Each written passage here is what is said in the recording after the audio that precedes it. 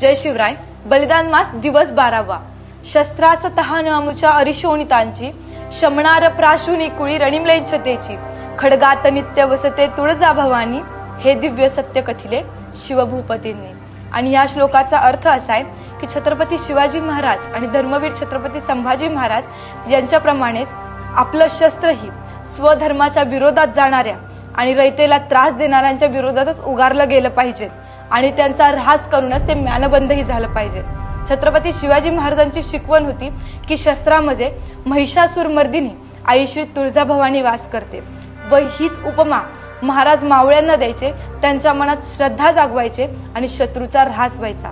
हीच शिकवण आपणही आपल्या मनात साठवली पाहिजे आणि आजही धर्माच्या विरोधात जाणाऱ्यांचे आवाज तिथल्या तिथे ठेचले पाहिजे. जय शंभूराजे.